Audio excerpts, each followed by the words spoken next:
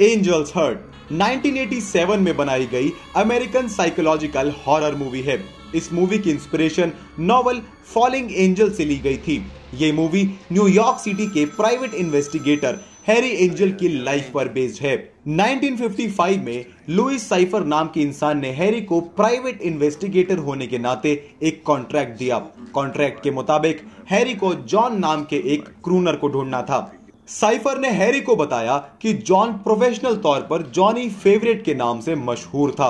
World war 2 के चलते Johnny को बहुत सी इंजरीज हुई, जिसकी वजह से वो न्यूरोलॉजिकल ट्रॉमा का शिकार हो गया। ट्रीटमेंट के लिए जॉनी को एक अपस्टेट हॉस्पिटल में एडमिट करवाया गया। अब साइफर का कहना है कि हॉस्पिटल में फेवरेट की ट्रांसफर का फॉल्स रिकॉर्ड बनाया गया था। इस बात की जांच करने हैरी खुद हॉस्पिटल पहुंच जाता है, जहां उसे पता चलता है कि फिजिशियन एल्बर्ट फाउलर ने फेवरेट के ट्रांसफर का फॉल्स रिकॉर्ड बनाया था। इसके बाद हैरी फाउलर के घर जाता है और उससे चाकू की नोक पर पूछताछ करता है। फाउलर हैरी को बताता है कि बहुत साल पहले एक औरत और एक आदमी ने उसे फेवरेट का फॉल्स रिकॉर्ड बनाने के लिए रिश्वत दी थी। हैरी को लगता है कि फाउलर अब भी उससे कुछ ना कुछ तो छिपा रहा है, इसलिए वो फाउलर को उसके ही बेडरूम में लॉक कर देता है ताकि फाउलर मॉर्फिन एडिक्शन से तड़पे। सुबह जब हैरी फाउलर के घर लौटता है तो वो देखता है फाउलर ने आत्महत्या कर ली है। हैरी जल्द ही सब जगह से अपने फिंगरप्रिंट साफ करके वहां से भाग निकलता है। अब हैरी इस बात से परेशान है कि फाउलर की मौत का इल्जाम कहीं उसके सर ना आ जाए, इसलिए वो साइफर को केस में आगे बढ़ने से इनकार कर देता है। साइफर हैरी को पैसों का लालच देता है और हैरी मान जाता है। केस में आगे बढ़ने पर हैरी को पता चलता है कि फेवरेट की एक अमीर फियांसे थी जिसका नाम मॉर्गन क्रूज मार्क था, लेकिन साथ ही उसका इज़वेलिन प्राउडफुट नाम की एक महिला से सीक्रेट लव अफेयर चल रहा था। हैरी न्यू ऑरलिंस जाकर मार्गरेट से मिलता है।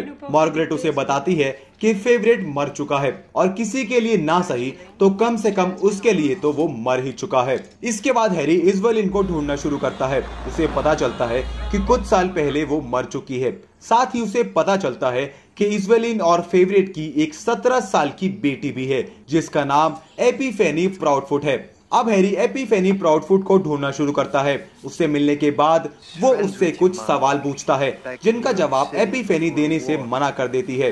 हैरी अब मूवी के एक और किरदार टूट स्वीट्स को खोजता है। स्वीट्स एक गिटारिस्ट है जो फेवरेट का बेडमेट हुआ करता था। हैरी स्वीट्स को धमकाकर उससे फेवरेट के बारे में पूछता है।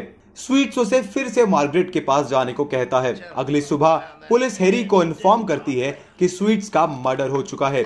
हैरी दौड़ा दौड़ा मार्गरेट के घर जाता है। वहां वो देखता है कि उसका भी मर्डर हो चुका है। कुछ समय बाद हैरी पर कुछ लोग अटैक कर देते हैं।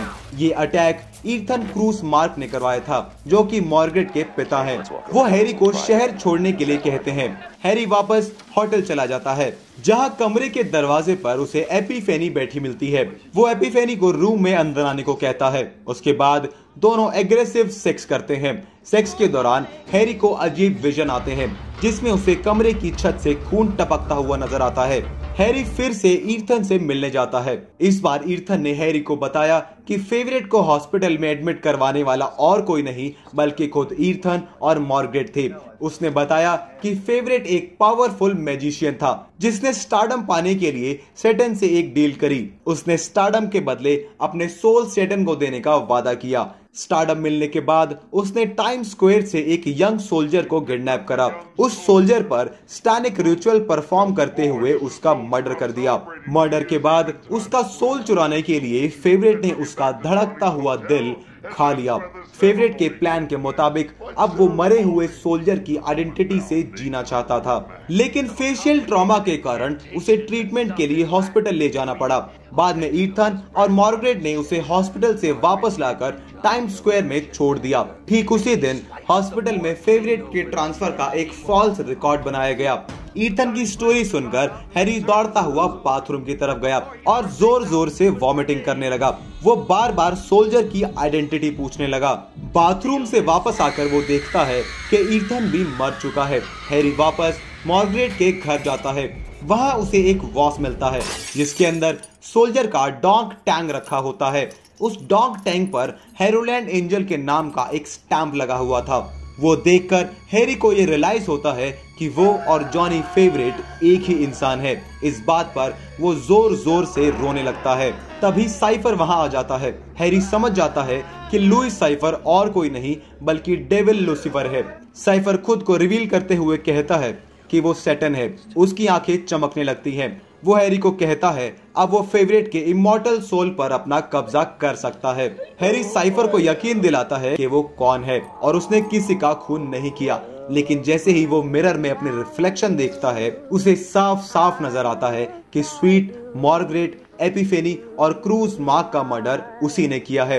हैरी घबराता हुआ वापस होटल के रूम में चला जाता है, जहां पुलिस को एपिफेनी का मृत शरीर मिलता है। हैरी पुलिस की गोद में एपिफेनी का एक छोटा बेटा देखता है, जो हैरी का ग्रैंडसन है। पुलिस ऑफिसर हैरी से कहता है कि एपिफेनी के मर्डर के लिए तुम जलोगे, जिसके जवाब में हैरी कहता है हेल में।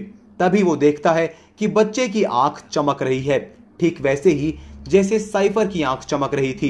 फिल्म के अंतिम सीन में हमें दिखाया जाता है कि हैरी एंजल एलिवेटर में खड़ा है, जो तेजी से उसे हेल की तरफ ले जा रही है। स्क्रीन ब्लैक कलर में फेड हो जाती है। तभी साइफर विस्पर करता है जॉन एंड हैरी, जिसका मतलब है उसने दोनों के सोल को क्लेम कर लिया। दोस्तों, अगर आपको हमारा मूवी एक्सप्लेनेशन अच्छा लगा तो कमेंट बॉक्स में अपनी राय जरूर दें और ऐसे ही वीडियोस देखने के लिए हमारे चैनल को सब्सक्राइब करके घंटी बजाना बिल्कुल ना भूलें।